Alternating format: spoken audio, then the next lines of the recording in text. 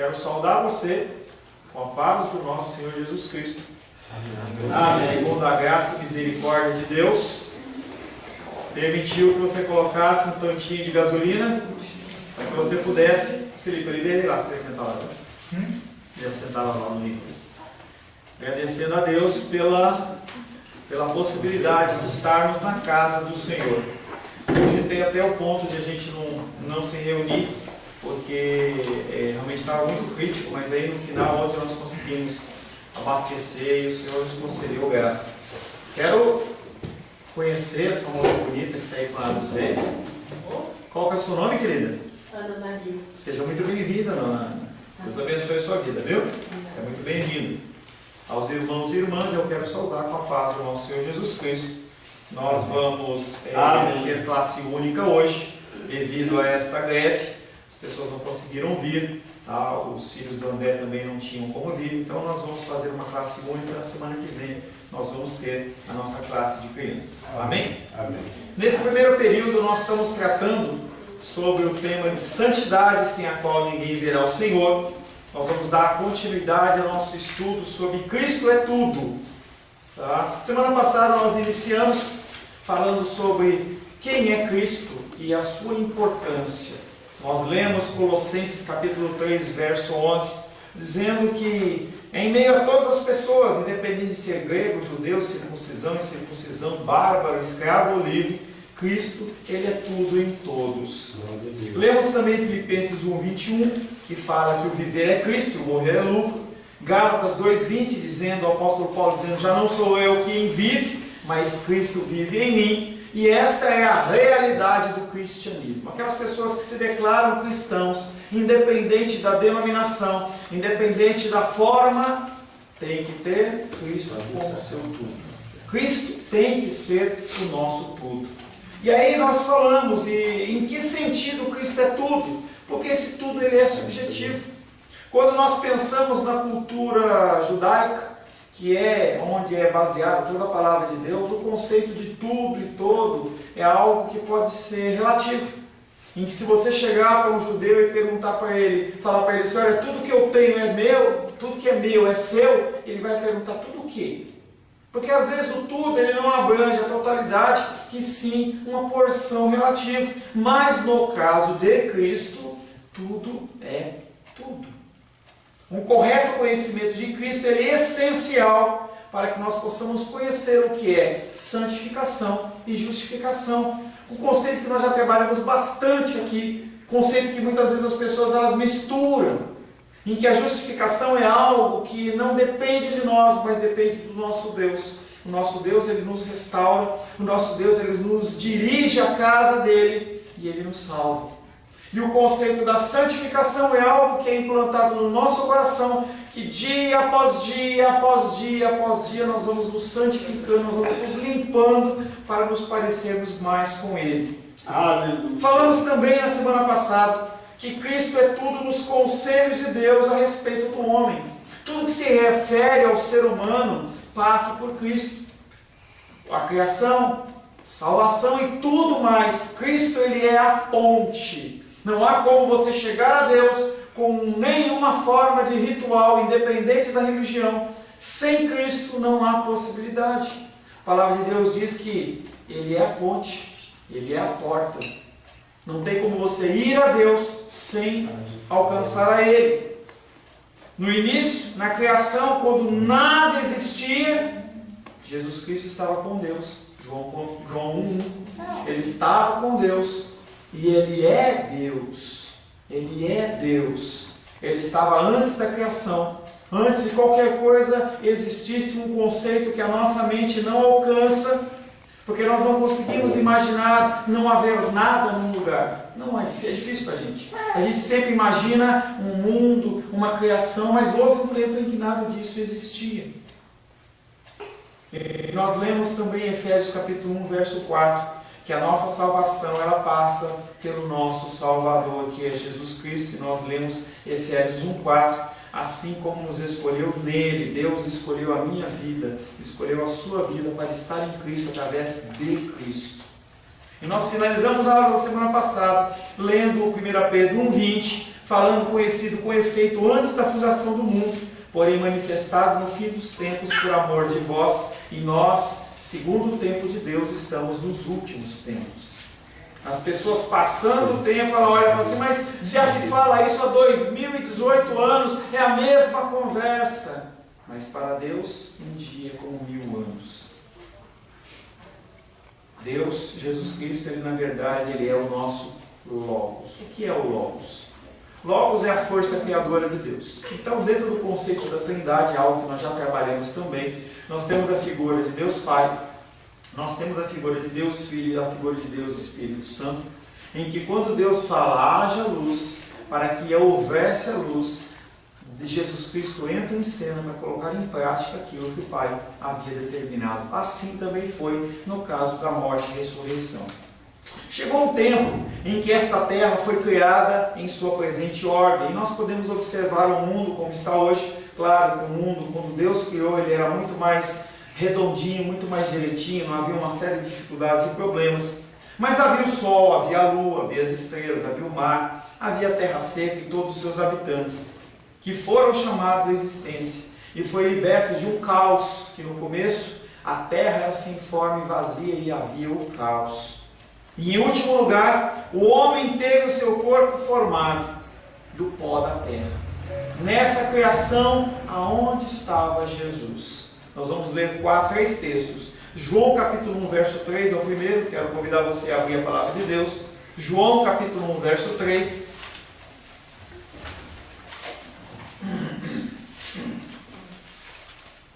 Luísa, por gentileza. Evangelho de João, capítulo 1, verso 3. Todas as coisas foram feitas por intermédio dele, e sem ele nada do que foi feito. Tudo o que foi criado passou por Jesus. Tudo o que foi criado. Todas as coisas foram feitas por intermédio dele. Ele foi a ferramenta, ele foi o instrumento para que todas as coisas fossem criadas. Colossenses capítulo 1, verso 16. Sebastião, por gentileza.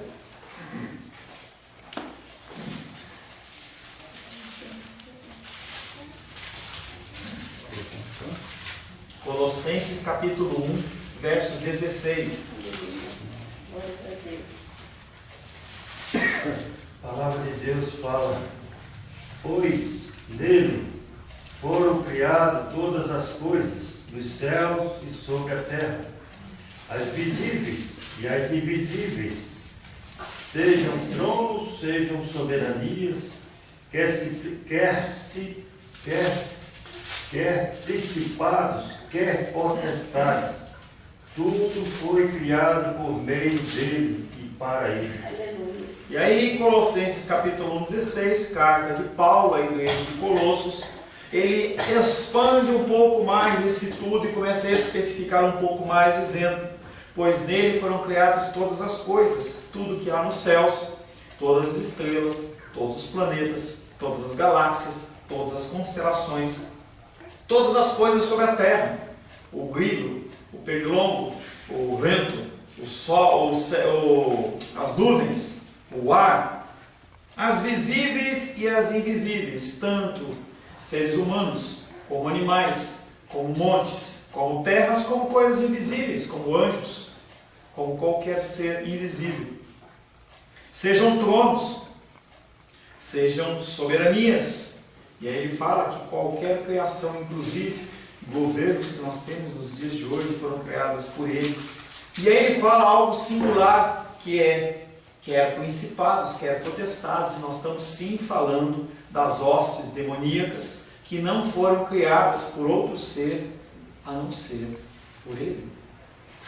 E as pessoas elas acham que as coisas que são malignas, elas não passaram por Deus, é como se tivesse sido uma falha na produção, um refúgio, e não foi. Entenda que Deus ele não criou o mal, e esse é um contexto que a gente não tem resposta. É um dos mistérios de Deus. Como um Deus 100% bom e perfeito, dele é gerado o mal.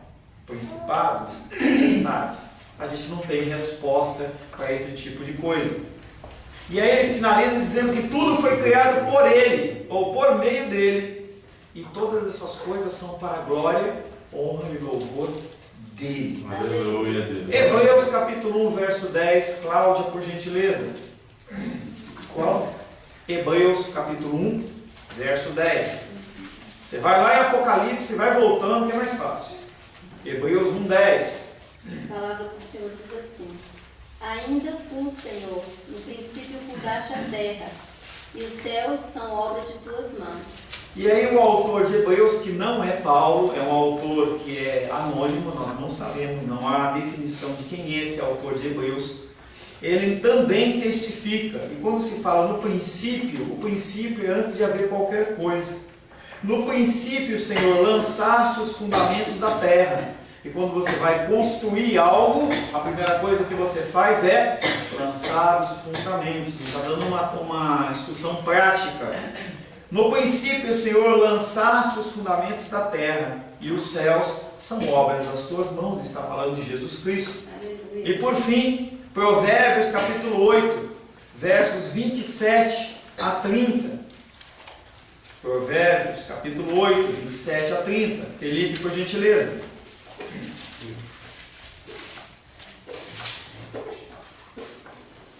Do 27 ao 30, né? Sim. Quando ele preparava os céus, aí estava eu. Quando traçava o horizonte sobre a face do abismo. Quando firmava as nuvens de cima. Quando estabelecia as fontes do abismo. Quando fixara ao mar o seu limite, para que as águas não ultrapassem os seus limites. Quando compunha os fundamentos da terra. Então eu estava com ele, e era meu arquiteto, dia após dia. Eu era as suas delícias, folgando perante ele em todo o tempo. E aí, a gente tem mais uma grande quantidade de versículos que falam sobre a presença de Cristo na criação, e tudo que foi criado por ele, para ele e através dele. Se você olhar a palavra de Deus sob esta ótica, você vai encontrar muitos e muitos textos fazendo referência. Eu peguei apenas 3 do Novo Testamento, de escritores diferentes, e peguei um texto do Antigo Testamento para a gente ver que esse conceito da criação a partir de Cristo, ele permeia toda a palavra de Deus. Poderíamos nos admirar que o Senhor Jesus, em sua pregação, extraísse contínuas lições do livro da natureza. Quando nós lemos os evangelhos, a gente vê Jesus Cristo falando muito de natureza. Ele fala, olha, vocês não conseguem olhar para os céus e ver que ele está meio vermelho, vocês não veem que está num tempo diferente. Ele vai dar o exemplo do bichinho, ele dá o exemplo da plantação. Por que ele faz isso, além de facilitar para a gente? Porque esse era um assunto que para ele era comum, porque quem criou foi ele. Quando ele falava sobre ovelhas, quando ele falava sobre peixes, corvos, trigo, lírios, música que o irmão Cláudio gosta, do lírio dos vales, as figueiras, a videira, ele falava das coisas que ele mesmo havia criado. Aleluia. E tudo que você cria é muito mais fácil de você falar. Por isso que quando nas escolas, quando um aluno ele prepara um texto, se ele realmente fez aquele trabalho, ele fala com tranquilidade. Agora o problema é se ele copiou e colou da internet, ele não sabe o que está ali. Mas Jesus Cristo, pelo contrário, ele sabia do que ele estava falando. Aleluia. Houve um dia também em que o pecado entrou no mundo, através de Adão e Eva. Eles comeram do fruto proibido e caíram em pecado. E com eles, toda a humanidade. Hoje, o seu discernimento de bem e do mal, e você pode falar assim, eu não tenho culpa nenhuma. Mas se você estivesse lá, você também teria feito as mesmas coisas. E hoje, o seu posicionamento, sabendo o que é certo e o que é errado, te acusa.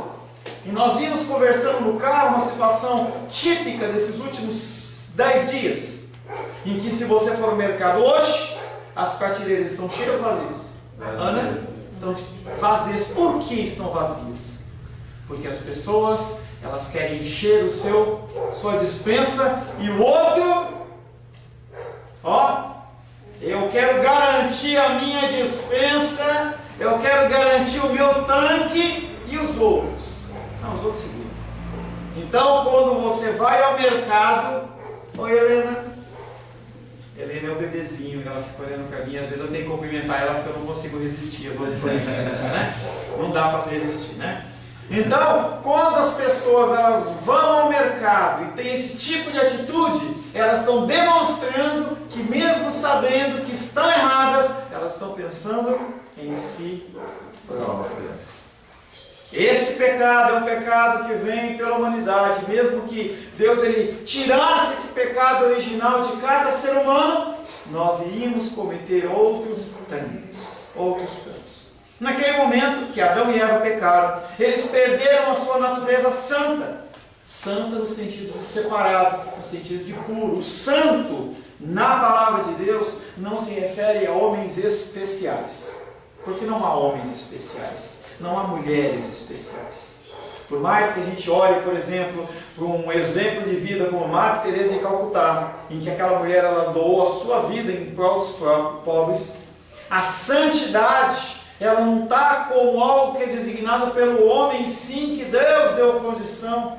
Dá a ela, dá a mim, dá a você, dá a mim e dá a você. Eles perderam a sua natureza santa, com o qual inicialmente foram formados.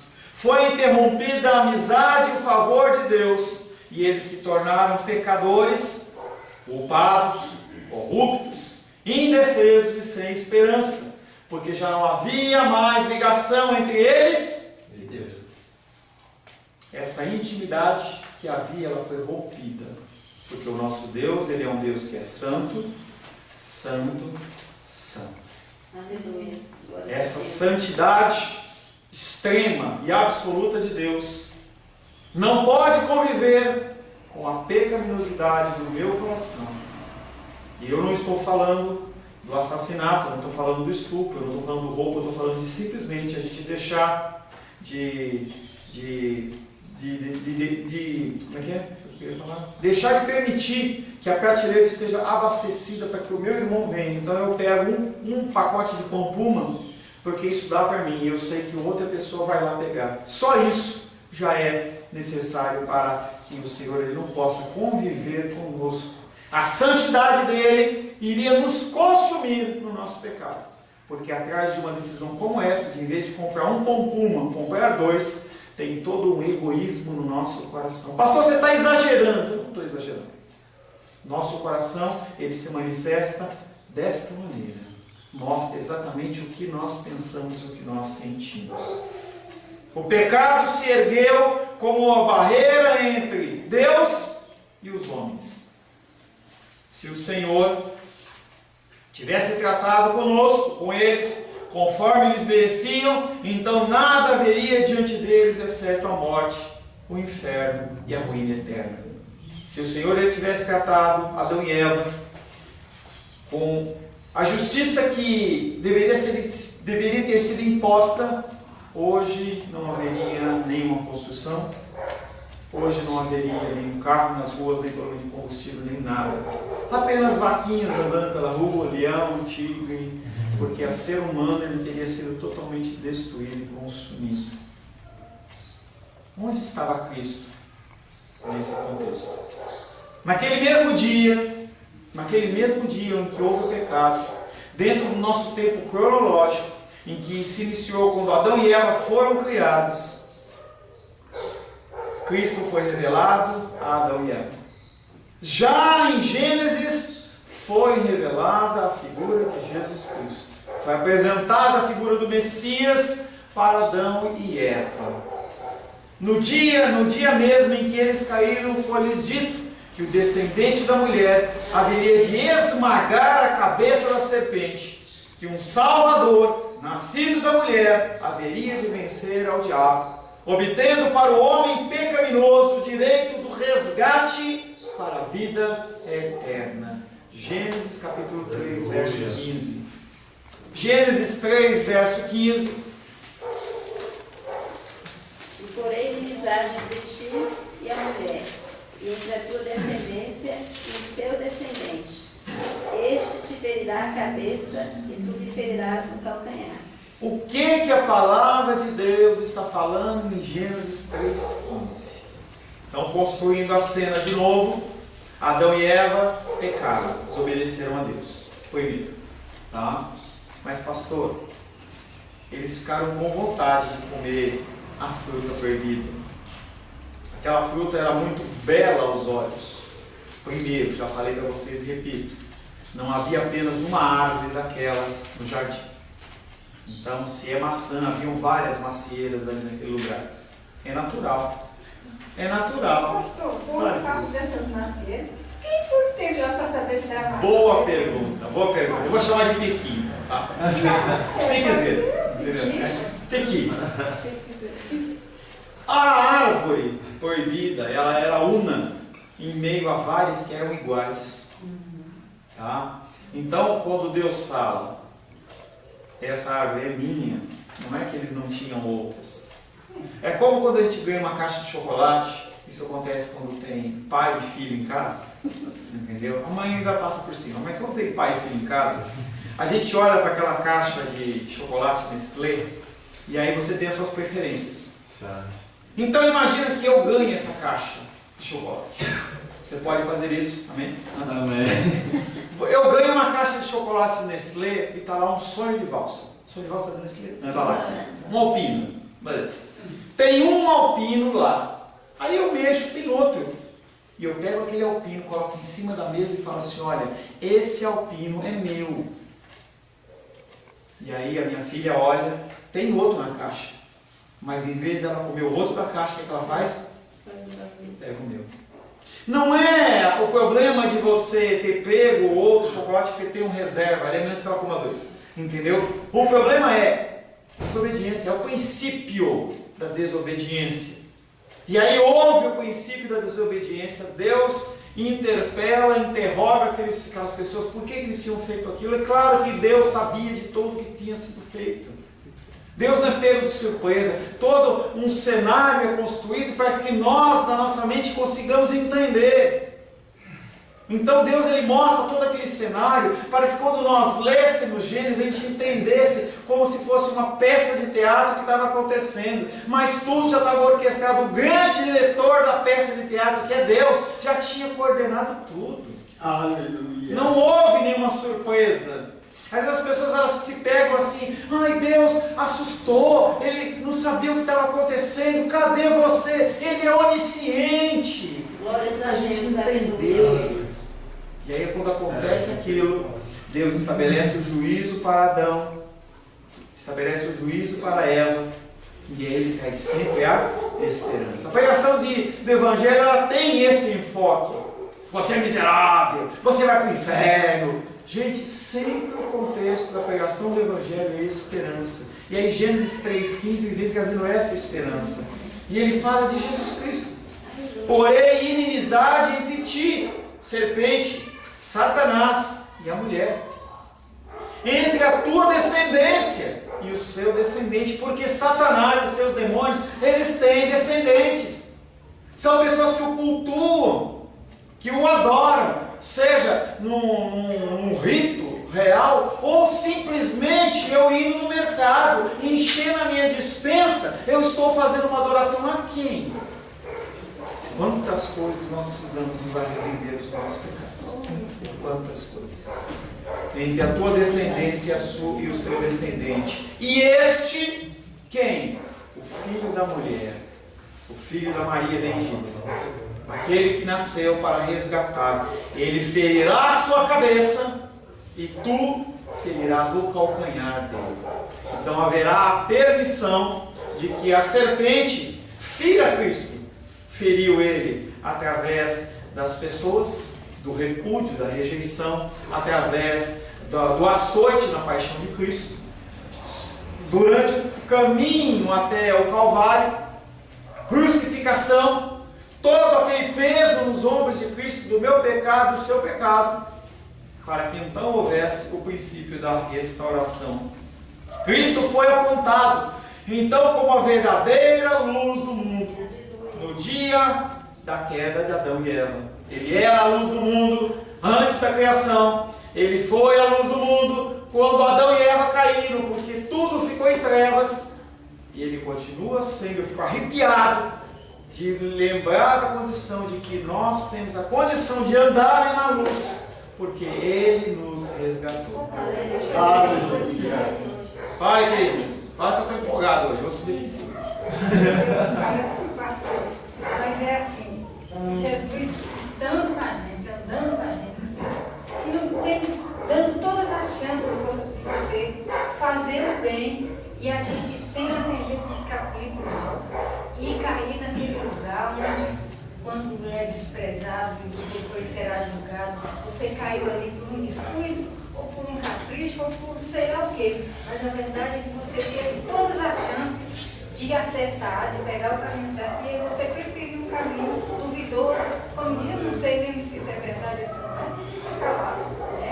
E depois você fica chorando, sei mais, para quem pedir socorro, E aí ele vem maravilhoso, independente da sua culpa, independente da sua situação, te pega pelo colo e te coloca de novo no caminho. Com amor, com muito amor, com muito carinho, ele pega e coloca-nos novamente no trilho. E aí você cai de novo e ele faz de novo. E ele ama de novo, e ele ama de novo porque, independente da nossa infidelidade, Glória a Deus. ele permanece fiel, ele não pode ir contra o seu ser. Ele é fiel. Ele é fiel. No dia que eles caíram, foi-lhes dito que o descendente da mulher haveria de esmagar a cabeça da serpente.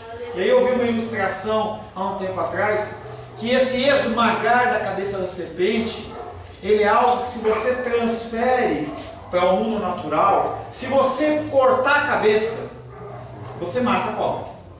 Tá? Mas se você pisar na cabeça e esmagar ela, ela não morre. Ela passa 3 dias em agonia, sofrendo, gemendo, para depois morrer.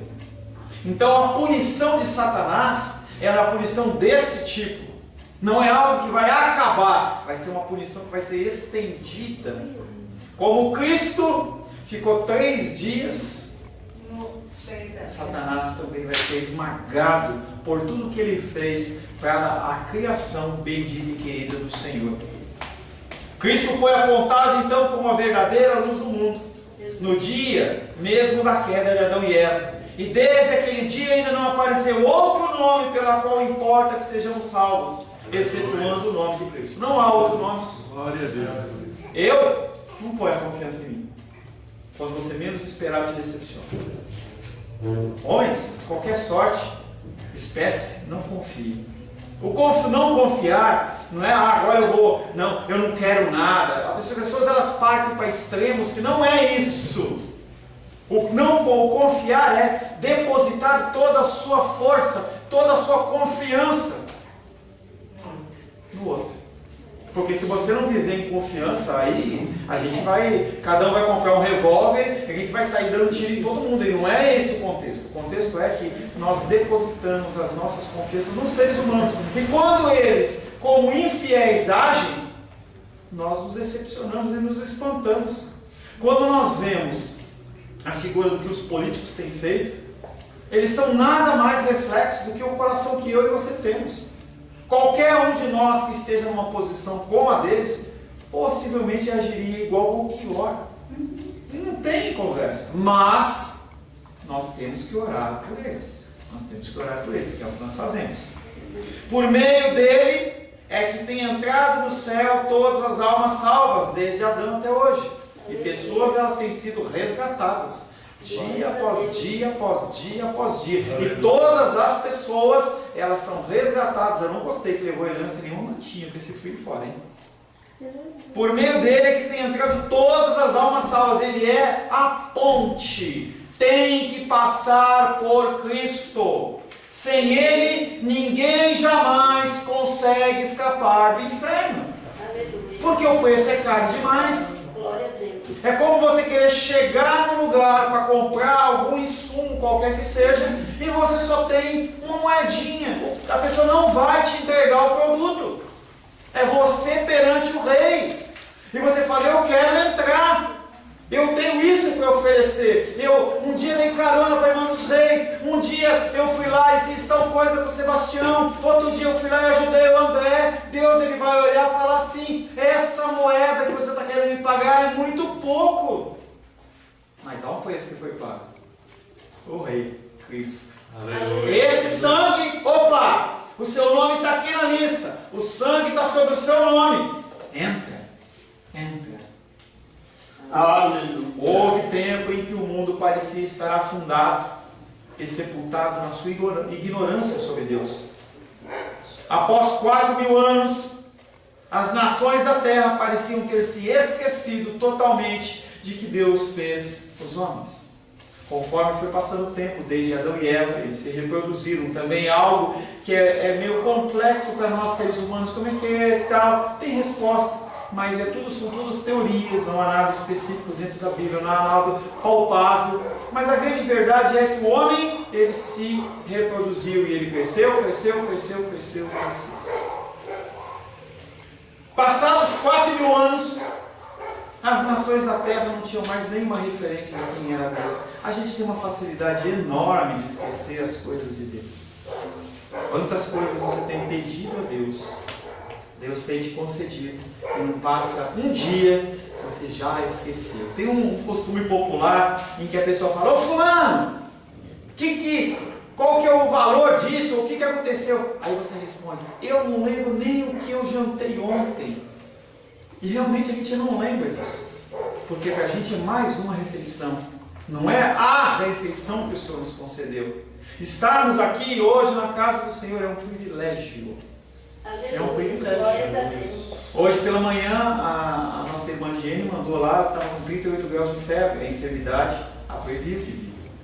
A irmã Lourdinha não veio, porque quando o tempo muda assim, a artrite, a artrose, reumatismo dela, trava tudo e ela não consegue vir. André não conseguiu trazer os filhos dele porque não tinha combustível para colocar no carro.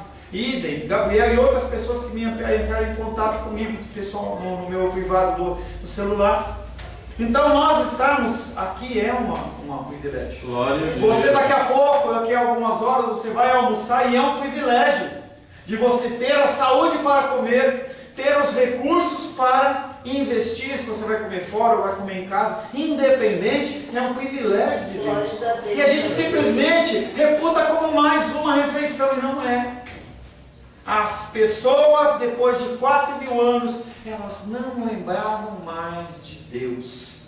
Os impérios egípcio, assírio, persa, grego, romano, nada tinham feito senão espalhar superstições e idolatria.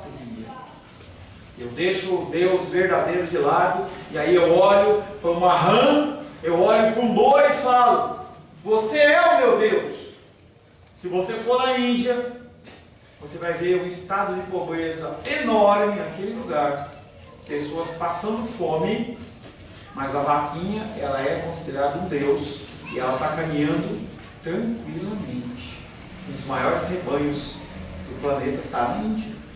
E eles passam fome porque acham que a vaca é um Deus para eles. Imagina o coração de Deus, se fosse o coração humano, olhando para essas pessoas adorando uma vaca, ou adorando um pássaro, ou adorando um gato, como era, por exemplo, na época do Egito. Eles tinham o gato persa como uma divindade. Não, pastor, isso é um absurdo, mas é verdade. As pessoas mesmo nos dias de hoje, elas cultuam a criatura em vez do Criador. Os impérios egípcio, assírio, persa, grego, romano, nada tinham feito senão espalhar as superstições e idolatria. Poetas, historiadores e filósofos tinham mostrado que, a despeito de todo o seu brilhantismo intelectual, não tinham qualquer conhecimento de Deus, e que o homem, deixado entregue a si mesmo, torna-se inteiramente corrupto. 1 Coríntios capítulo 1, verso 21. Irmão Cláudio, por gentileza. 1 Coríntios capítulo 1, verso 21. Mateus, Marcos, Lucas, João, Atos, Romanos, Coríntios. Foi 1 Coríntios, capítulo 1, verso 21.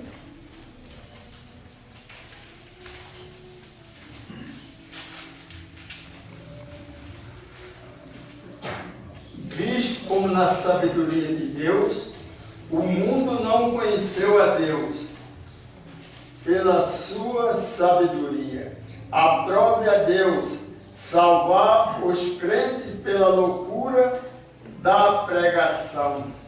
A salvação, o conhecimento de Deus não vem do teu esforço. Aleluia. Pessoas PhD, doutores, filósofos, físicos, pessoas, elas tentam compreender, mas não compreendem nada. O mundo não o conheceu por sua própria sabedoria. E Deus, através do pensamento humano, como uma loucura, Ele escolhe pessoas como eu e você. Quem é você para ser escolhido pelo Senhor? Quem é você? E aí eu volto com aquele exemplo que de vez em quando eu dou na escola, quando vai ter o jogo de vôlei, de basquete, aí o professor fala assim, olha, para o ímpar, eles começam a escolher, eu quero mais alto, eu quero mais forte, eu quero mais rápido, e você vai ficando quietinho ali, porque você não é nada disso. E Deus fala, eu quero é esse. Eu quero é esse. Loucura! Cadê? Os homens. Glória a Deus. Loucura! Aí Deus olha, as pessoas olham para você e falam assim, mas você não tem nenhum conhecimento, a sua situação financeira como está, a sua conta está no vermelho. Não que isso seja padrão para o homem de Deus, nem para a mulher de Deus. Aí é outra coisa, entendeu? Entrou por um caminho e tal. Eu estou rico, eu tenho casa no lago, eu tenho um avião, vou para a Europa 2, 3 vezes por ano, eu sou o amado de Deus. Veremos. Fale, né? Pastor, exemplo disso, ontem eu estava estudando e vendo, é Davi, né? Os irmãos dele muito fortes, todos bem vistosos e tudo. Não é nenhum desses. Acabou seus filhos? Não, ainda tem um, mas é um pequenininho lá, estava cuidando dele. Traga ele. O menorzinho foi ungido rei de Israel. Saúl tinha sido escolhido segundo o padrão humano. Altão, forte, bonitão, cabelão, sem entrada que nem eu assim, não, sem espinha no rosto, né? Sem espinha no rosto, dentes perfeitos, não precisou usar aparelho. E aí ele bonitão, da cintura para cima, não havia como ele andava assim. As pessoas, ainda mais que naquela época, né, o padrão, o nível de altura das pessoas era mais baixo. Hoje a gente vê que está subindo, né? Cada vez as crianças estão mais altas. Mas naquela época ele devia ser alto e ele olhava por cima as pessoas. E aí Deus permite que aquele rei seja escolhido segundo o coração dos homens. Não deu certo. Agora eu vou escolher um segundo o meu coração. Mas esse segundo o coração, depois de ser rei, ele adulterou, ele matou. Pois é. Pois é. As pessoas falam assim, quer dizer que esse é o escolhido de Deus? É. E Deus escolheu Pedro, que negou ele, sabendo. É loucura. É loucura. Excetuando poucos e desprezados judeus, perdidos em um cantinho do mundo, a humanidade inteira estava morta na ignorância do pecado. Toda a humanidade, exceto judeus e exceto uma parcela dos judeus, eram que conheciam o Senhor. O resto não tinha nada. O que foi que Cristo fez em relação a isso? Vendo toda essa situação, Ele deixou a glória em que vivera por toda a eternidade na companhia do Pai e desceu a este mundo a fim de prover a salvação aos homens. Cumprir a palavra de Deus de Gênesis 3,15, em que Ele vem para cumprir a vontade do Pai e nos trazer a esperança. Glórias a Deus. Aleluia. Aleluia, Deus. Assumiu a nossa natureza humana sobre si e nasceu como homem. E aí eu fico imaginando. Às vezes a gente vê pessoas, eu não sei se o seu coração fica assim também, mas o meu fica. Quando você encontra uma pessoa na rua muito suja, às vezes você encontra pessoas caídas em meio ao vício do álcool, e você vê toda aquela sujeira, aquelas unhas, e aí você vê aquele nariz escorrendo, aquela coisa assim, você fala assim, não dá um mal-estar? Dá um mal-estar, não dá? Pois Jesus Cristo, ele saiu da roupinha limpinha, que eu sei que você ou tomou banho ontem, ou tomou banho hoje pela manhã, passou um perfuminho, pegou uma blusinha, passadinha no carro, no negócio. Era Cristo lá no céu. Ele tirou aquela roupa e falou assim: eu vou pôr a roupa desse sujo. Em prol do quê? De nós. Aleluia. Glória a Deus. Como homem, Cristo sofreu na cruz. A indignação de Deus que nós deveríamos ter sofrido. Ele trouxe para nós a eterna retidão. Ele nos redimiu da maldição da lei desobedecida. Ele abriu uma fonte purificadora de todo pecado e impureza. Em seguida, subiu à destra de Deus e agora encontra-se ele assentado, aguardando até que todos os seus inimigos tornem-se capacho dos seus pés. Ali encontra-se Cristo assentado, oferecendo a salvação àqueles que o aceitam. A palavra está sendo pregada. Nunca houve tantos cristãos no mundo. Canais de televisão, internet, rádio, mídias de toda sorte e espécie. Todos aqueles que quiserem vir a Ele, Ele intercede por eles, porque eles confiam nele. Ali encontra-se Cristo assentado, oferecendo salvação a todos quantos queiram vir a Ele, intercedendo por todos quantos nele confiam e gerenciando por determinação de Deus, porque tudo foi feito por Ele, para Ele, através dEle, tudo o que o Pai diz a respeito da salvação das almas. O que Cristo está fazendo hoje? Cristo intercede por mim e por você. Dentro do exemplo dos reis, quando ela cai, que o juízo seria sobre a vida dela, Jesus Cristo olha para Deus e fala: não imputa sobre a vida da maioria dos reis esse punição, porque eu já paguei o preço pelo pecado dela. É como se Deus olhasse e falasse: não, então tudo bem, deixa ela continuar caminhando mais um tiquinho, eu vou continuar cuidando dela. Amém, queridos? Amém. Vamos fazer o nosso intervalo. Senhor, em nome de Jesus, queremos agradecer a Ti, porque através do Teu sacrifício, Pai, nós podemos ter vida. Não temos nada a Te oferecer, Pai, a não ser o nosso coração, que é um coração que tende ao mal. Mas mesmo assim, o Senhor, na Tua fidelidade, continua, Pai querido, nos derramando da Tua graça, do Teu amor e da Tua sabedoria. Se conosco, Pai, todos os dias que te pedimos, em nome de Jesus. Amém.